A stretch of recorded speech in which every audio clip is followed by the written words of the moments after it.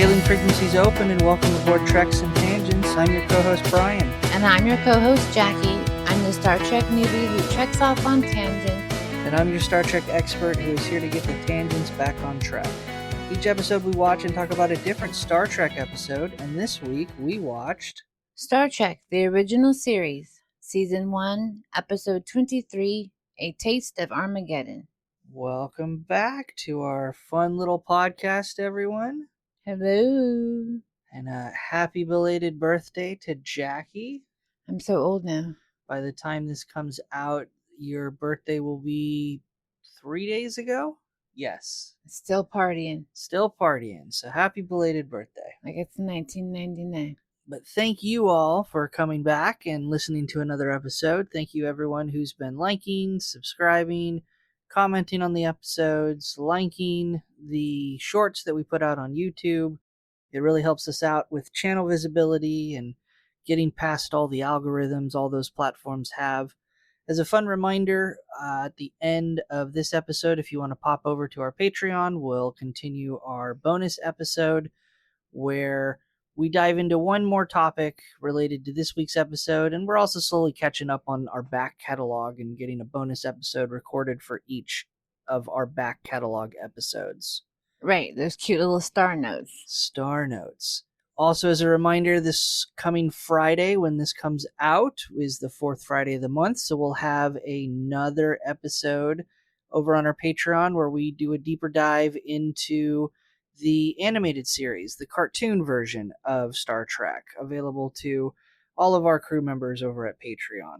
That's a really weird tangent on its own, though. It is definitely turns into a stranger episode than I think we anticipate. So, but with that show business aside, let's just jump into the episode by revisiting our Turbolift tease. That's where we gave Jackie last week the title of this week's episode, and Jackie, with no other information, context, or knowledge of what today's episode was about, she tried to guess the plot. So, computer, what was Jackie's guess last week? Jackie's guess last week was, I immediately just thought of the movie Armageddon, so that would be interesting.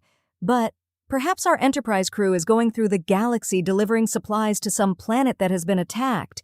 But we don't know that because they haven't been able to talk to anybody to let them know. They go deliver their supplies, and now we need to help these new friends rebuild their city. So, Jackie, how accurate do you think your guess was?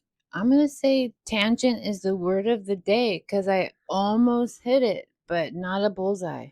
So, definitely some tie-ins and themes to a planet under attack, having to help them rebuild. I'm going to give you a C. I'll take that. 3 out of 5 this week. They didn't know they were harming themselves. Pretty much. So, what were your initial impressions after watching this episode? See, I was kind of blasé about it. I wish that I could have liked it more. The actor who is taking over Sulu's spot, because he's been gone for 2 episodes now. I've seen the actor before, but I don't know where. I've seen those blue eyes and that gray hair. Yeah, you have. But I wish it would have had a more impact. Like, this could have been much more impactful of a storyline, but it was just like vanilla ice cream. Okay, well, I'll burn one of our triple tidbits from the end of the episode just because, yeah, you have seen that actor before. That's DePaul, the character name. It's played by Sean Kenny, who played the disfigured Captain Pike. Okay, from the Menagerie. I knew I'd seen him before. I was like, I've seen this dude. Yeah, so he did a good job. That's DePaul. He actually got to talk and stuff. He did. I'm kind of in the same boat as you, as to just kind of being meh to this episode. It's an interesting concept. Yes. A war waged completely by computer simulation. Like that game, move your little man to C3 or whatever. Chess? No, it's a boat game. Battleship. Yes. Okay, I was like, I'll let you get there. But war simulated completely by a computer. So are we to, well, let me ask you this, because I don't know if it's answered in the episode completely to my satisfaction, and it's not going to be the topic of our star note this week, but who's running the computers? Because there's one on the first planet and one on the second planet. Right. So it's like completely eeny, meeny, miny, mo, roll, we spin the globe and we'll go there kind of thing. Right. Because Maya was really sad. She had to die. Right. So are the high councils on the two planets actually planning these attacks and actually executing these attacks? Or are they at the mercy of the computer? Is the computer completely simulating it? Like, my point is, in the episode, we witness the city center, let's pretend it's the capital of the planet, Okay. being attacked and 500,000 people dying, right? Yes. And the Enterprise is at the same time destroyed. Yes. Did the people on the other planet actually plan that attack and actually enter in that information to the computers to say, we want to drop a fusion bomb over the capital of their planet and kill 500,000 people, and we want to take out this new starship that's orbiting their planet? Or do they not have any control over it? Is the computer literally just on autopilot running this war, and they're following orders from the computer? The computer is just randomly picking targets and randomly assigning a death number. Well, I questioned that too, because I thought she said that there were 7 on the council at the beginning, and we only physically saw 6. Like the one guy in the back, and then there's 5 sitting at a table when we walk in, and then one guy is like running back and forth like a note taker, and then I thought I saw one person just hanging out like our teleport guy on the Enterprise, just sitting in the corner. So I thought he was the 7th one who was like inputting numbers. Right. So that would be my 7, but then he would be the one that puts in the algorithm. Well, that's also a thing that's never addressed in the episode. Right. The I would say the leader of the High Council, his name is Anon 7. True. We have May 3.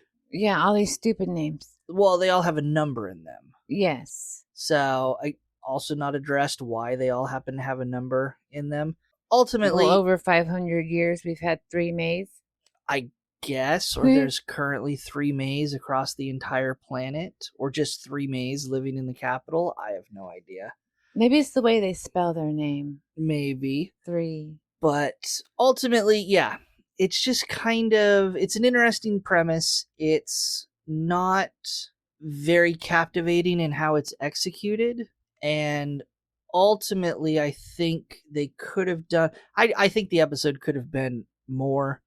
I think if they had addressed, that was the biggest question I have watching this episode, is are they in fact executing and planning the attacks and actually actively participating in this war, or have they switched everything over to an autopilot system where the computer is the one determining the strength of the attack, and so forth, and not just calculating the results, the number of dead.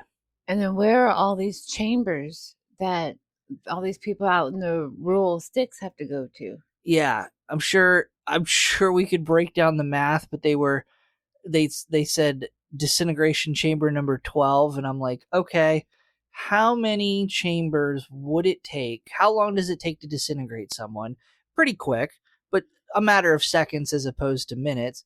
But you still have the seconds it takes to step into the chamber, activate the chamber, and so forth. Say goodbye to your loved one. Multiply that by 500,000, and then divide that by 24 hours, the amount of time that they had to comply. So might as well do mass graves. Yeah, how many chambers would they need? Someone do the math on that. Put in the comments how many chambers you think it would take to massacre 500,000 people. Now. But with all that being said, Jaci, let's just get into the episode. Why don't you walk us through the episode? And yes, I'm reading my notes on yellow Google note paper. Yeah. I found out how to do it. Jaci has discovered how to change the background color in Google Documents. Still using Comic Sans as a font, and I'm still Yes. going to judge you on that. So we open up on the bridge and our captain's log. We are en route to a star cluster NGC23, and we are trying to open up diplomatic relations with this cluster. We have sent a message to a planet MNR7, and we're waiting its reply. Kirk checks in with Yahura, and she reports that the planet has not returned any communications. And as she's doing that, in walks a man they all call Ambassador. And I think he's wearing olive pajamas with lots of lace. Yeah, it's a particular costume that gets repeated a couple times throughout a couple episodes for different characters. I mean, it's pretty, but interesting. It's unique. In fact, Kirk double checks with Yahura after the ambassador arrived, and the planet did send a message back, code 710. And we know that means do not approach for any reason. The ambassador finds it super silly and tells Kirk to ignore it and keep going. And just to make sure, Kirk questions him again. I mean, leaving out the ambassador title, I thought that was kind of strange. He just kind of calls him Mr. Fox. And Fox reintegrates. I want to add a treaty port for the Federation in the area. That way, thousands don't have to be killed. And if we do that and make it peaceful, it all should be well. Right, which is this is reiterating, we get confirmation later in the episode, but this shows that Starfleet, Fox, Kirk, they have advanced knowledge that there is some kind of conflict or war going on in this sector of space. Because again, their motivation is, we want to create diplomatic treaties and we want to be able to have influence over the star system to help negotiate a peace. You're right, because he knows that there's disruption, but he does say he doesn't want interplanetary war. So I don't think he knows how far it's gotten. Right. Well, that's Kirk's concern, is that if they ignore the message and they inject themselves into these circumstances, that they very well could get drawn into this war, which, spoiler, they do. So Fox and Kirk have this tussle, and as Fox storms out of the bridge, he's like, let me know when we're in orbit, and then off he goes. Right, because it's revealed that as his rank or title of ambassador, he has authority over Kirk and the ship. If Kirk had his way, they wouldn't continue the mission, but he has to follow the ambassador's orders, and they have to continue to MNR 7, the planet. We have our opening credits, and we pop back on the bridge, and more security is visible at the turbolift entrance. We have finally entered the orbit around the MNR 7. Kirk goes to Spock so he can learn more about the planet itself, because Spock has that fancy computer, and he relays that there's little known about them, but it seems that they're quite advanced. They've had space flight for several centuries. Last time they were contacted was over 50 years ago, though, and the USS Valiant was unable to return from its mission, though. Right, so we have to assume that all this information came from the USS Valiant while they were there at the planet, and then they disappeared from their mission. I don't know why it takes 50 years to go follow up to a missing ship, but that's another story. Also of note, when describing the civilization of MNR7, Spock points out that while they do have spaceflight, they are a pre-warp society. Jaci shrugging her shoulders at me. They don't have warp drives. They cannot travel faster than the speed of light. Okay, that makes sense. So just like the Botany Bay from Space Seed, they can go out in space, but they can't go very fast. All right, I think I'm with you. Ambassador Fox comes back onto the bridge, and he wants to know why Kirk has decided that he's going to go down to the planet alone. Yeah, I think that's a mistake mistake that Ambassador Fox speaks. I don't think Kirk ever planned on going down alone. Obviously, Kirk was going to take a team. Right. But he does say alone. I think Fox, just like you said earlier, he wants all the pomp and circumstance. He wants the accolades. He wants to be in charge. He wants to dictate how things are going. But in this instance, Kirk's able to push back and explain that they don't know what kind of reception they'll get down on the planet's surface. They don't know if they're going to be friendly or hostile. Again, they've ignored this transmission from the planet warning them to stay away, and they don't know why they want them to stay away. So Kirk ultimately tells Fox that, no, you're going to stay on the Enterprise until we can establish what kind of reception and their feelings toward us. Then we'll talk about bringing you down. And he's successful. And we learn that the transporter room is ready, and Spock tells him, no, we don't know exactly where we're going, since, again, don't come, but hopefully we're going to get you near an official building. So there will be some kind of general council of sorts. And Kirk inquires about the status of the Enterprise, make sure that the screens are down but ready to go back up if needed. And so Kirk has a landing party pick up phaser 1s. Are they in order? 1s, 2s, and 3s of power? Yeah, don't pay too much attention to this classification of phasers. It's not really accurate or set in stone at this point in Star Trek. Point for the episode, they're taking down phasers that are meant for, I would describe them as personal defense and not necessarily aggressive weapons. They're maybe kind of like, concealed carry. Yeah. So he hands off the Enterprise to Scotty's capable hands. Yep. And I just love it. In their little chat, Scotty says, have a bonny time. I'm like, aw. We're not going to do the accent, everyone. Sorry. No, I would tear it up, but the little chit was adorable. Right. There is a unnecessarily tense moment after Kirk hands over command to Scotty and leaves the bridge. A moment between Scotty and Ambassador Fox where there's just dramatic music and camera going back and forth between the two. I felt it was out of place.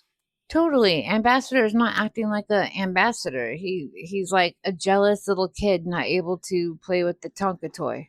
Okay, maybe that does fit more into the episode to show how much of a child the ambassador is.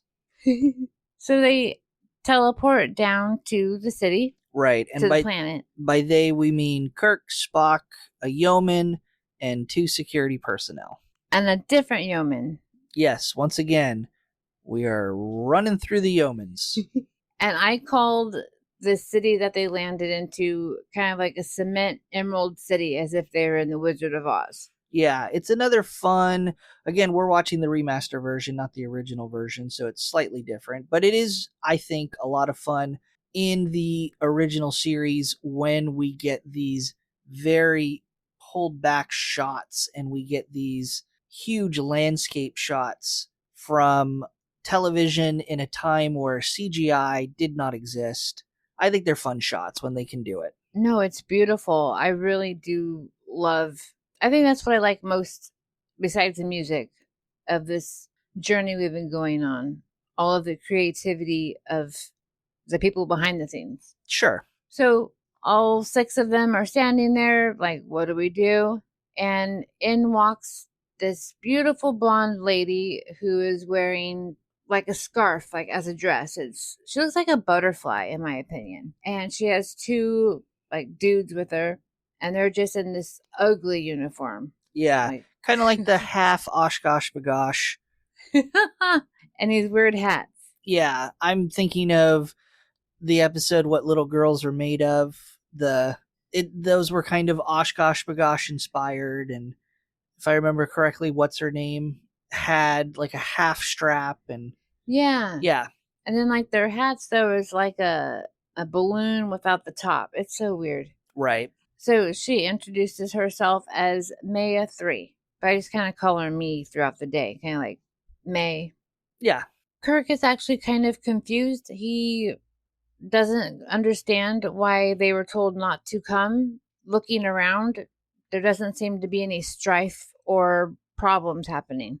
And May is like, oh no, there's issues, but I have to take you somewhere else so that you can find out because you ignored the warnings.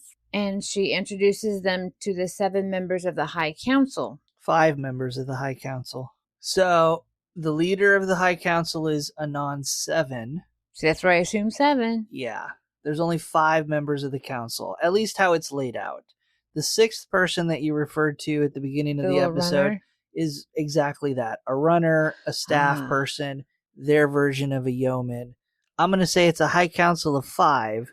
And yeah, the guy's name is just Anon 7. And again, we have such beauty. It looks like their hallways are the Enterprise, but more angular. And I don't know, it's just gorgeous. Yeah, it's a reused set. I don't recall the exact...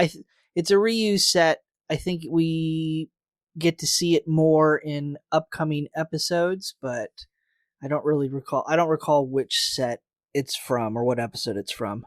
And these gentlemen that we meet are all wearing like black scuba suits and each have different color fabric just draped over their shoulders as if it's magical. And then they all have a fabric patch. It looks like 3 Fs in a row. Okay. I just found that interesting. It's not 5 Fs. It's not Farley's Flavors. Jaci doesn't know what I'm talking about. It's my Rocky Horror reference for the episode.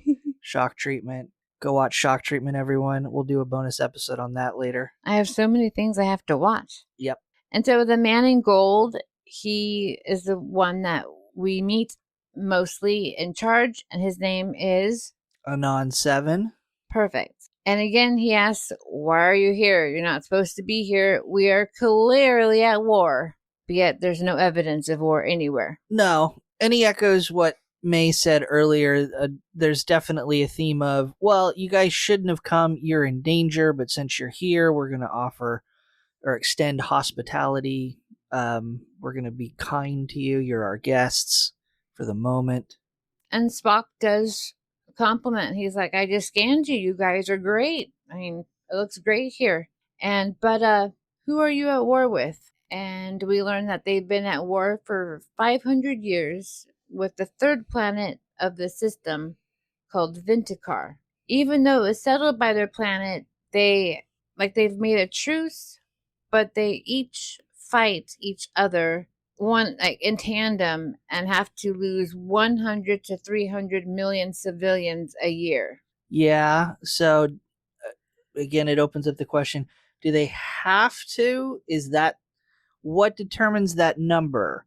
Is that that's the average casualties of the war per year? Is that part of the truce, or is that just the computer dictating that number in order to maintain a status quo? And as they're all chit-chatting, there's an alert saying an attack is imminent, and they all wander to the war room, and it's like the city landscape. Like there's that aerial view that we see at a normal town council, and a splatter of red plops on the screen, and May goes, oh! And I guess our area has been attacked. Right. But we don't know. Right. I'll point out some problems with that in a bit. And Kirk asks Spock, did you hear anything? No. Then we learn that the yeoman, her name is Tamala. And I admit, I find her adorable. I mean, they don't have her overly done up, overly anything. She looks like someone doing her job. Right. So good job there. And Tamala is like, my tricorder readings say nothing happened. So I don't know what you're talking about. But Kirk asks May, if everything is so silent, how are you all fighting each other? And she replies, fusion bombs. Yeah. Again, not making any mention that this is all a simulated attack, a war game computerized attack. Kirk also contacts Scotty. Have your scanners indicated anything? No, everything is fine from where we're sitting also. And Kirk just shares a concerned look with Spock as he closes the communicator. So then we pop over to another part of the council room that we were in, And we see that screen I was talking about where it shows all the numbers for the day and the attack. And it's comparing those of 50 years ago to those of today. Like, you were warned. Well, what we see specifically is, besides the attack that takes place on the city, on a second screen that I guess you have to assume shows space around the planet, they see a second attack, which is the simulated attack against the Enterprise. They make comment that this is the same thing that happened 50 years ago. So let's connect the dots here. 50 years ago, the USS Valiant disappeared. So we have to assume that 50 years ago, while the USS Valiant was in orbit around the planet, the computer simulated an attack and the destruction of the ship. Because what's going to come up very soon is all of these simulated deaths have to be enacted. So they're just commenting that this is the exact same that happened 50 years ago. The starship ignored our warnings. They came here. The computer has simulated that the ship has been destroyed. We now have to follow through on that simulation, and now the crew has to die. And Kirk finally realizes that in order to make these numbers equal in real life, people are walking into chambers and being destroyed. Disintegrated. And so, yeah, because Anon shares that. Very quickly, it all the pieces of the puzzle fall together. Spock's the first one to recognize that the war is being waged by computers, like we've been saying.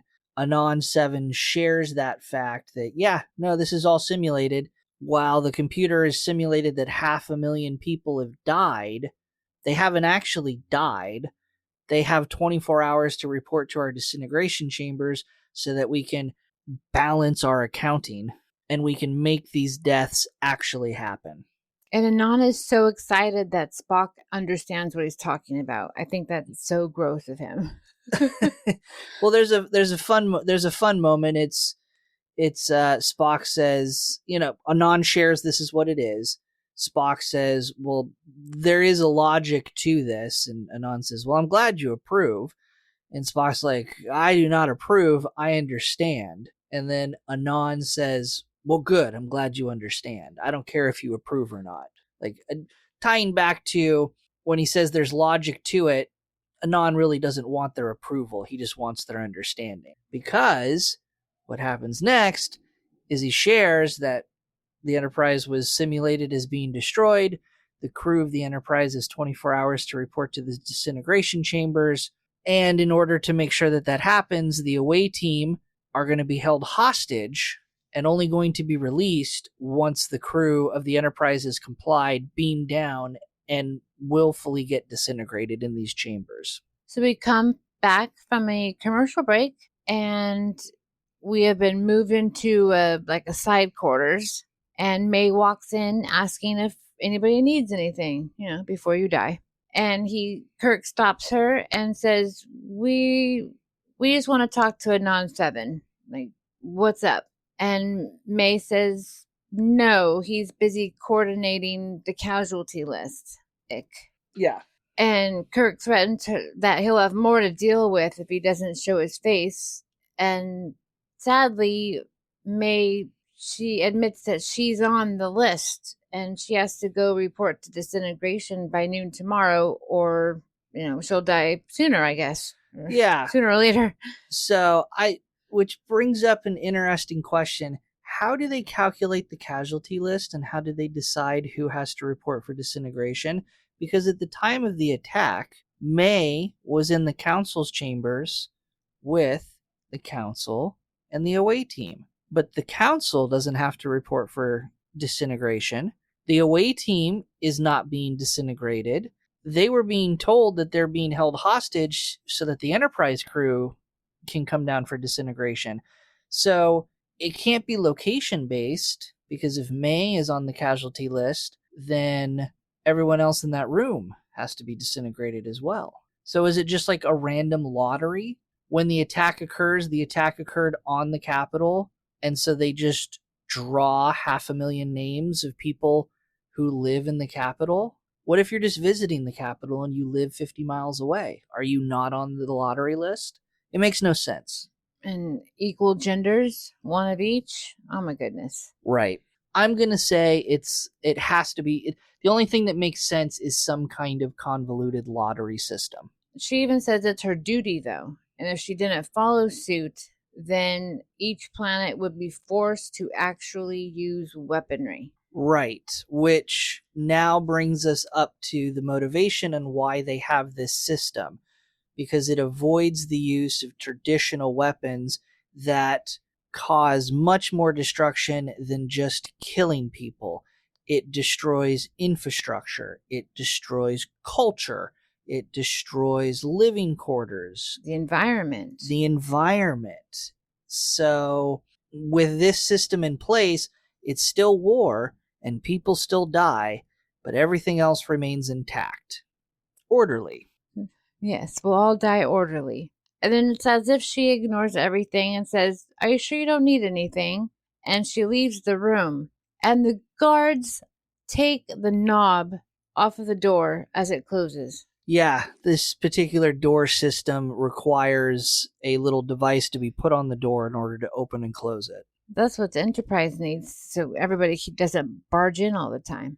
Then we jump to the Enterprise bridge, and McCoy is asking Scotty, "Have you heard back from the landing party? They should have checked in by now." Scotty agrees that, yeah, we should have, but I haven't heard anything, and I can't just, pull them out willy-nilly because he doesn't really know where they are, and he can't just fire at them because they might get hit.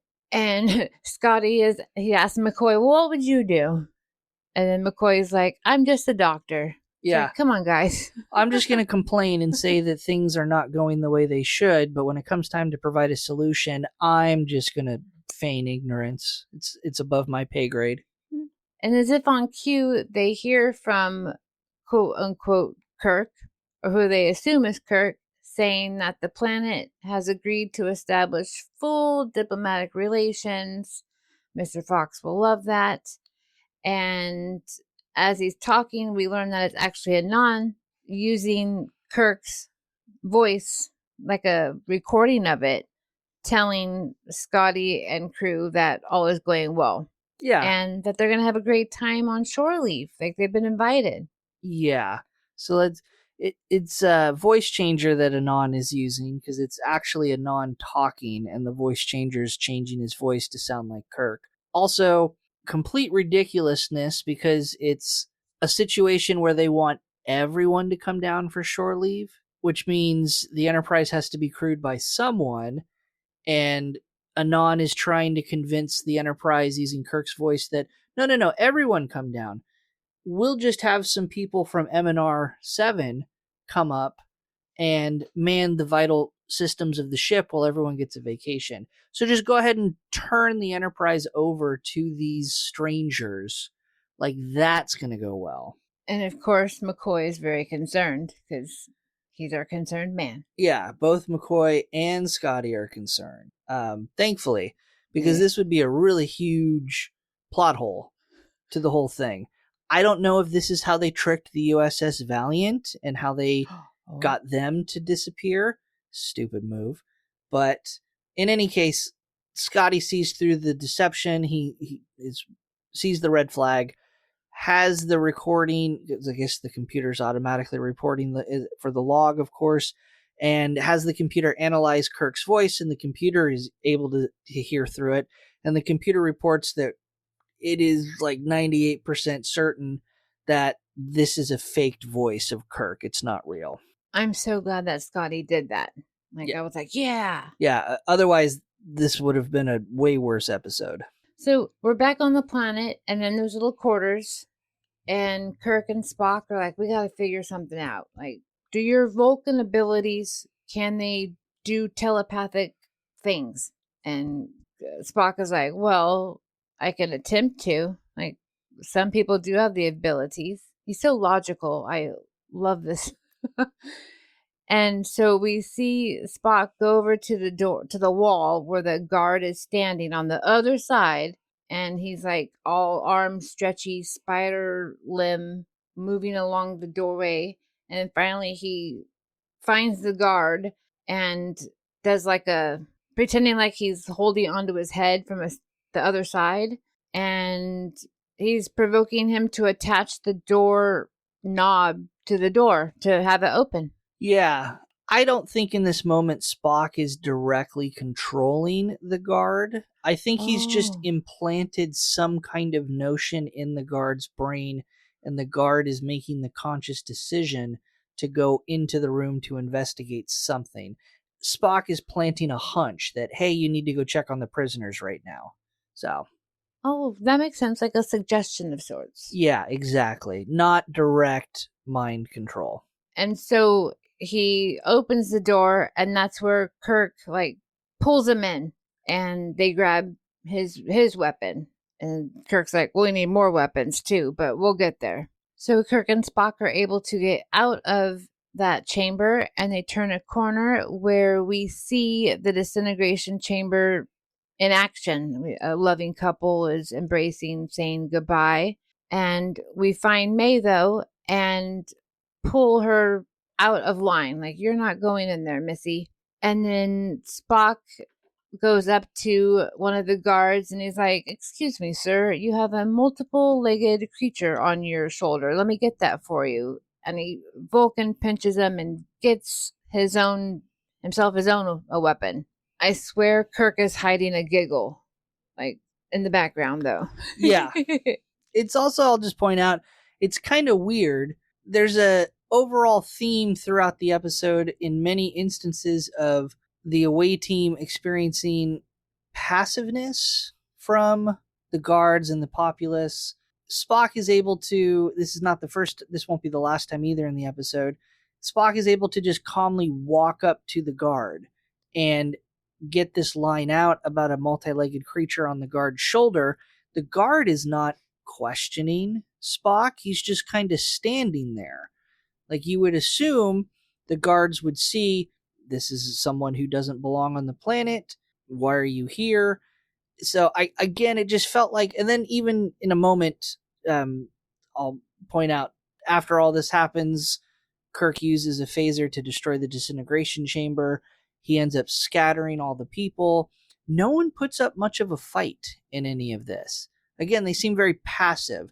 I think that's just a sign that this society has evolved to a point where they're not used to experiencing any sort of civil unrest or pushback against any of these policies and procedures for this war. It's just the way it is. Yep, this is just the way it is. So the guards are unused to people putting up a fight against any of this. Just an interesting observation I found.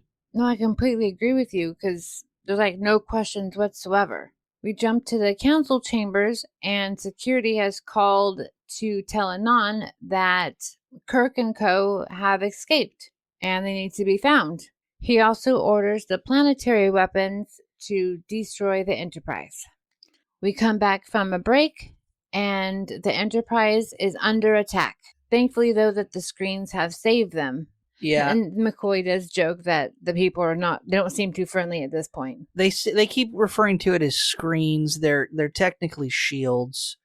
At this point in Star Trek history, shields are the primary form of defense. You go back earlier in Star Trek to like the Enterprise series before shields existed, and it was all polarized plating and so forth. But screens, shields, same thing. Scotty goes on saying that they have few options on how to fire upon the planet.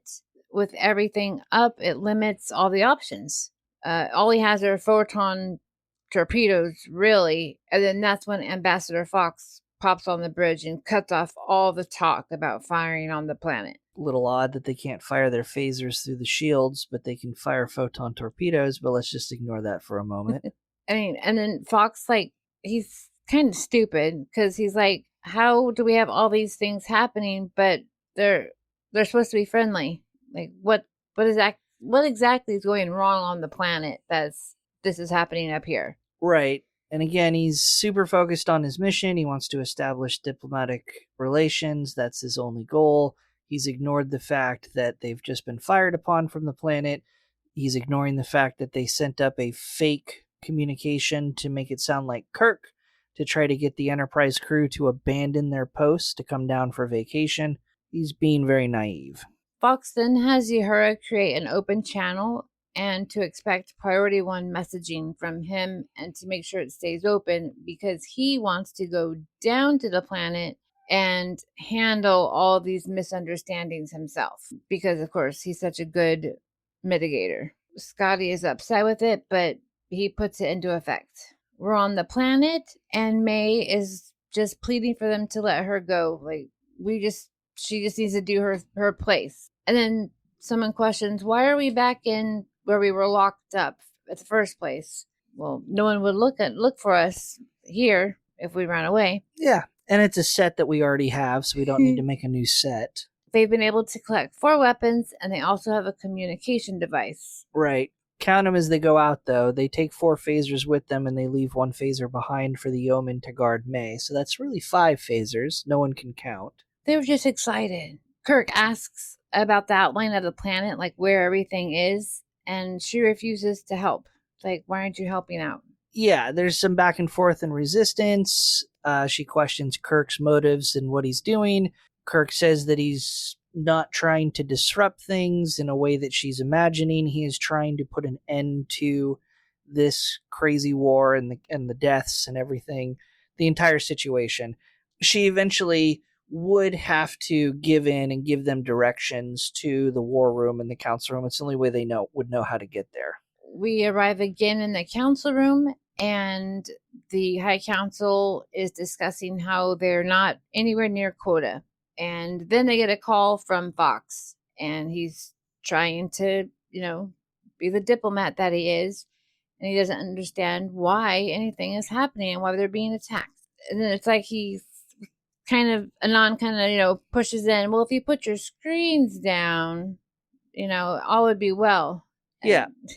Open up yourself for my attack. Anon tries to, he just lies, flat out lies, and says, oh, it's all just one giant misunderstanding.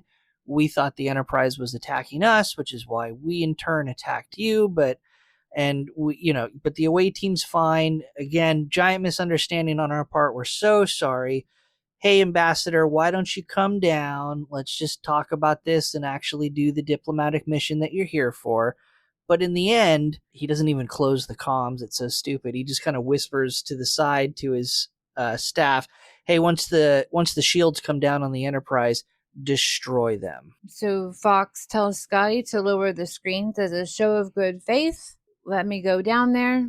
All is well. And Scotty refuses to do that until Kirk himself says so.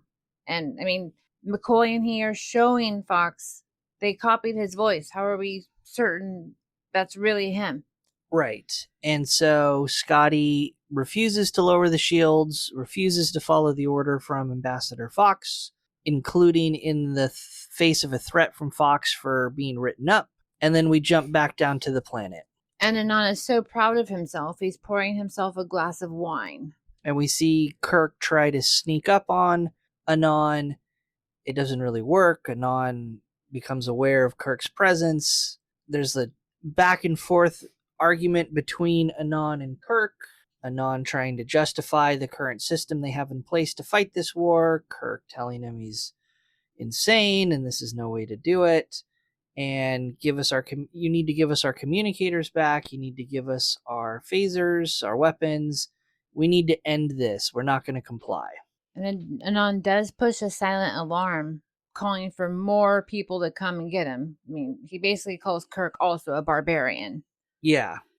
And ultimately, Anon tells Kirk, all your equipment and your communicators are in the war room. Just head out into the hallway. It's just down the hallway to go get them. Kirk goes to leave. I think Kirk somehow anticipates that there are guards on the other side of the door. That's why he tells Anon to come with him to the war room as kind of a hostage. They leave. We get a quick little tussle fight scene between Kirk, the 2 guards that show up. Anon kind of hangs back. Ultimately, while it looks like Kirk might get the upper hand, the 2 guards manage to subdue Kirk, and Anon orders that he be taken to the council room. And then we pop outside to the Cement Emerald City where the original landing area was. And Fox, along with a gentleman that popped up somewhere, he also is in a gray suit. he arrives with Fox. It has to be his assistant. I would presume so. And he's greeted by two guards and a nun. Right. And so let's talk about the elephant in the room. Let's talk about the biggest problem this episode has. We just watched a whole confrontation between Fox and Scotty, where Scotty refused to lower their shields, which means Fox couldn't beam down through the shields. How does Fox beam down to the planet? Scotty would not lower the shields. It's physically impossible to transport through the shields. And on top of which, Anon has ordered the weapons on the planet to monitor the Enterprise, so as soon as the shields are lowered, they would attack to destroy the Enterprise. So they were actively watching for the shields to be lowered. Are we supposed to believe that the Enterprise was able to lower the shields fast enough, get the transport off, and get the shields back up in such a quick period of time to catch the planetary defenses off guard that they didn't have enough time to shoot down the Enterprise? Terrible. Terrible writing, terrible plot point. That was why he had that tall single guy with him. Coverage. Right. As they enter the building, they stop, and Anon tells Ambassador Fox and his friend that we're so sorry, but you are now casualty of war, and we'll have to take you and add you to the numbers. And they just take all of his paperwork from him and lock him away. And then meanwhile, we're back in the original room where the landing party was kept, and Spock has been able to get the communicator that they have, and it's able to work and reach the Enterprise. Yahara shouts for Scotty, and that's where Spock is able to tell Scotty everything that has happened and to go as far out of the orbit as they can and wait for directions. And at this point, I saw that the security gentleman that they had taken over, had changed dress, like they're now in the uniforms of the other security personnel. Right. In addition to all this going on, Scotty tells Spock that Ambassador Fox has already beamed down to the planet. Spock then takes the two security personnel disguised as local guards, and they go out from the quarters into the hallway, presumably to try to track down Ambassador Fox or Kirk or someone, figure out what's going on. They leave the yeoman to guard May, and we really don't see May again for the rest of the episode. We see that Ambassador Fox and his associate are being forced into the disintegration chamber, and he's making a fuss that he's part of the Federation. He shouldn't be treated like this.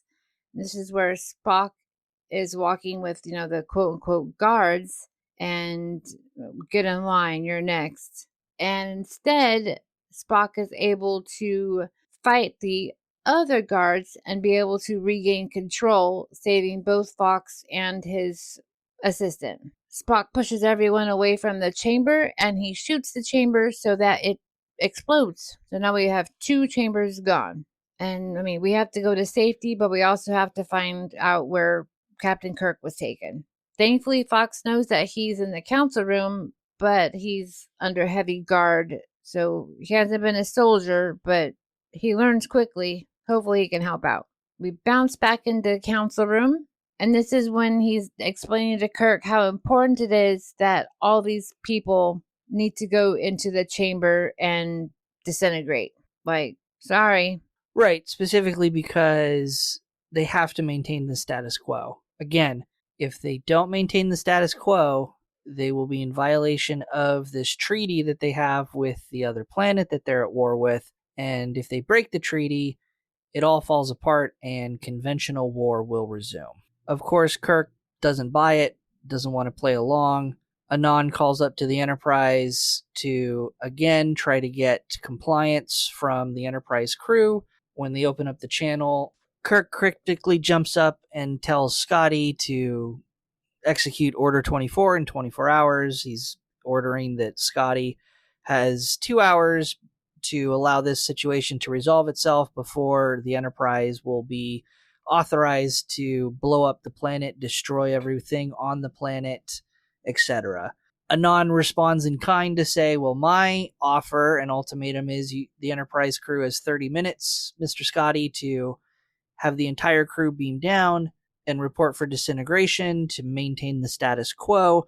Otherwise, we will kill and execute the members of the away team. Because again, they're not on the casualty list. They're not being expected to die. At this point, everything's unraveling for Anon. He's just trying to do what he can to maintain the status quo and bring it back up to status quo. We do a quick jump to an exterior corridor where we see Spock and security, Fox and his aide or assistant stalking down the hallway. They get ambushed by other guards. There's a quick firefight. Everyone gets subdued. The aide gets killed. Fox doesn't no one comments to it. He just gets shot, dies, and in complete silence, they end up just leaving his body in the corridor, and they continue on. Back in the High Council room, Kirk has been able to take advantage of just a guard walking by, and he is able to subdue them all. And Spock also is able to break into the room. He's like, I thought you guys needed help. And nope, not really. But Kirk breaks into the war room and destroys the computer with his phaser. Anon is upset that Kirk has destroyed the computer because he explains that the other planet is now going to assume that they violated the treaty, and the other planet will resume traditional warfare. They'll actually start dropping bombs on the city and actually destroying society, infrastructure, and so forth. Kirk points out that was the whole purpose of my plan. You now either have to face the realities of war and not this little clean-cut war game simulator that you've been running, or you can actually pull your guys' self up by your bootstraps, go to the negotiating table, and negotiate peace. Fox is offered to stay on the planet to help both of the warring planets to negotiate how things will go on forward. We are now back on the bridge of the Enterprise, and Kirk has told the navigator to head to Argana 2. Must be another planet. And he checks in with Scotty, makes sure all their details are set, and Uhura also has a message from the ambassador Fox that reports negotiations are going well. And roll credits. So Jaci, what did you think about Season 1, Episode 23, A Taste of Armageddon? I think we just got a taste. It would have been more powerful and impactful had it been probably more of the background of everything. Like, this is just too fruity on top. Okay. Again, I think it's just a okay episode. It's got a lot of plot holes in it. Again, the biggest one, how does the ambassador beam down to the planet through the shields if the shields aren't lowered? Also, just doesn't really have any substance to it. It's just a mediocre episode to me. We'll round out our impressions with our favorite quotes from the episode. Jaci, what is your favorite quote? Like I said earlier, I just thought it was cute when Spock goes to the guard and says, "Sir, there's a multi-legged creature crawling on your shoulder." And then he does the Vulcan nerve pinch when he's trying to just say, "You have a spider on your shoulder. Let me get it off of you." And no one's jumping around, popping around. Get off of me. Get off of me. And I've already quoted my favorite quote. It's the moment where Spock is exclaiming after realizing that this entire war is just being simulated by a computer. And Spock says, there is a certain scientific logic about it. Anon says, I'm glad you approve. Spock says, I do not approve. I understand. And then, of course, Anon says, well, good. I'm glad you understand at least, even if you don't approve. Again, it just kind of ties in that message that he's not seeking their approval. It kind of sets this expectation from the character that he's not really going to be reasoned with at any point. So I also really did, just to throw it in there, when Tamala is supposed to be watching May, she's even told to knock her down and sit on her if you need to. And I was like, snap, snap, because Tamala was like saucy. Yeah. Those are fun moments in the moment. Like, that's a fun moment. It's also a fun moment when Spock is talking about the multi-legged creature on the guy's shoulder. I think you could even say that it's a fun moment when Scotty is put in charge of the Enterprise and there's that tense little back and forth silent staring contest between him and Ambassador Fox. Those are all fun moments. They just, I think, stick out like a sore thumb in this episode. Totally agree. But we do have some Tribble tidbits or fun facts about the episode. Why do we call them Tribble tidbits, Jaci? Because they're the best. Because Jaci doesn't know what Tribbles are yet. They're both a fun little thing, but also a curse, as all of our fun facts are not always fun. Like glitter. So, first airing February 23rd, 1967.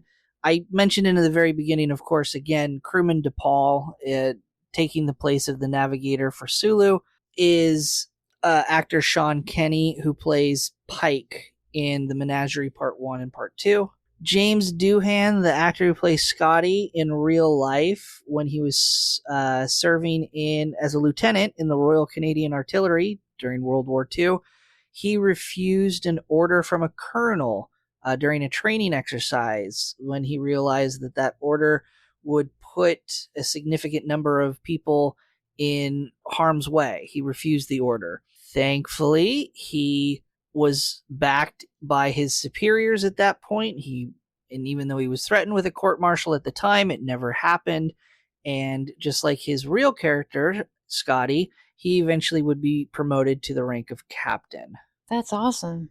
The actor who played Anon 7 was originally considered to play Dr. Boyce in the original pilot episode, The Cage, the doctor who just brings the martini to Captain Pike. And then finally, in a blink and you miss it moment, the very first shot of the bridge, the opening shot of the bridge of the episode, we see another Vulcan science officer standing next to Uhura.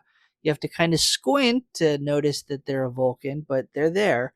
And this is going to be the only other time that we see and get a reference to another Vulcan serving on the Enterprise in the original series. I need to go rewind.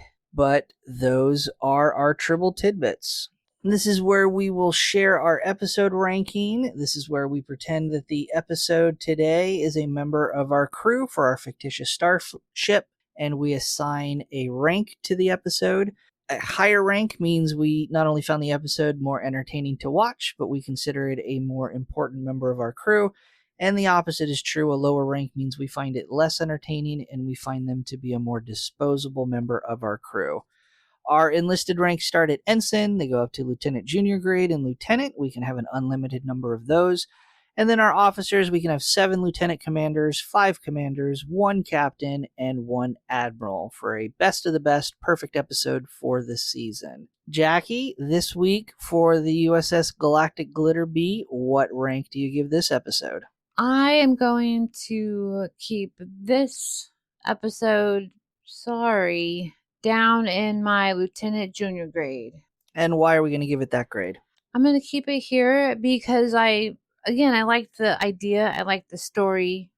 I liked where it was going, but it was missing, just like you mentioned, it was missing so much in the background. And for my starship, the USS Cosmic Shark, I also am going to keep it as a lieutenant junior grade. It's a okay episode, as I've mentioned. It's mediocre. There's significant plot holes. And at the end of the day, it just kind of feels like a bunch of different ideas got chopped up and pasted together. It's an interesting concept. It's an interesting idea to have this simulated war and compliance with this mandated death toll that they have to keep a status quo to. And then that's kind of it. There's nothing really else super exciting about it. So, Lieutenant Junior Grade is going to be my rank this week. If none of that made sense, don't worry. We post a visual representation of our rankings where you can see all of the rankings for all the episodes we've covered over on our Patreon, patreon.com/Treks and Tangents. And a new visual representation of the ranks will go live Wednesday, the day after this episode goes live. For reference, on IMDb, as of this recording, this episode surprisingly ranks an 8.0. Whoa. Kind of a high rank for an episode. Don't agree with it, but that's okay. But you said for around this time it was probably decent, right? Sure, there's a lot of undertones and reference that we haven't touched on to the episode. I also can point out that IMDb ratings are not based on what people were viewing it with those eyes in that context in 1967. It's people today raking it, so. Oh, that makes sense. Yeah. But we'll end the episode as we always do with our Turbolift tease for next week's episode. This is where I'll give Jaci the title of next week's episode, and Jaci, without any other context or information, will try to guess the plot of the episode. Jaci, next week's episode is entitled This Side of Paradise. The Enterprise has been out in space fighting and collecting samples, doing everything. But they're obviously going to need a vacation one of these days, so perhaps they are on their way to a nice little oasis of a Hawaiian paradise to be able to relax. But then something pops up and surprises them. And tune in next week to decide if Jaci's prediction is close to being correct. If you want more show information, you can find and directly support our podcast on Patreon at patreon.com/treksandtangents. Again, as a reminder, we'll post at the same time a bonus episode or our Star Note episode where we'll take one, maybe two topics from this episode and do a deeper dive into it, just kind of have a general discussion. It's free for all members of our Patreon, and we're also slowly working our way back through our back catalog and recording similar bonus episodes as well. So we're going to try to continue to publish 2 episodes a week until we catch up, where we post the current Star Note and then an episode from the backlog. Also, over on our Patreon, you can listen to our bonus episodes where we do a deeper dive into the animated series that comes out on the 4th Friday of every month. We also have posted, like I mentioned, our episode rankings, all of our test episodes Where we were learning. Where we were trying to work out the bugs and kind of narrow down the focus and the format of the episodes, where we saved all those recordings or what we deemed publishable, but there's like 13, 14 episodes, test episodes we did, so that's all on there as well for anyone who wants to listen, all of our members. Again, patreon.com/treksandtangents. You can also follow us on X at Treks_tangents. We're also on Instagram and Blue Sky at Treksandtangents. We're trying to get better about consistently posting there, so throw us a follow. Again, don't forget to like, comment, subscribe wherever you consume this podcast. Share it with a friend. You can also send us an email, old school, treksandtangents@gmail.com if you wanted to. But, Jaci, where can people find you and what are you up to? I'm definitely trying to boost my Instagram, where you can find me as Jaboom, JIBBOOM. I'm almost to 1,000, but on there you can see my music, my service dog training, my advocacy for disabilities, clothing, fashion, mid-size fashion, makeup, glitter. Everything's glitter. But pop over there and hang out with me. I would really love chit-chatting and hanging out with you too. And for me, you can always watch me stream a variety of video games over at twitch.tv/PiratePoundTown whenever I have time to go live. Generally, I'm doing World of Warcraft these days with the new expansion. On YouTube, I post video games and other random content on my main channel, Pirate Pound Town, doing some offline, off-stream recordings of some playthrough of some games, so we'll just start posting that whenever I have enough content to get up. You can also find coin collecting and other hobby content over at Pirate Treasure Hunting. I post socially on Blue Sky at Pirate Pound Town, and day-to-day life and activity whenever I think about it. You can find me on Instagram under Pineapple Cannibal. Links to all social media mentioned can be found in the episode description. Thank you everyone for tuning in to this week's episode. We hope you had fun like we did, and we will see you all next week. Yes, Queen. Chibble, chibble, chibble. End transmission.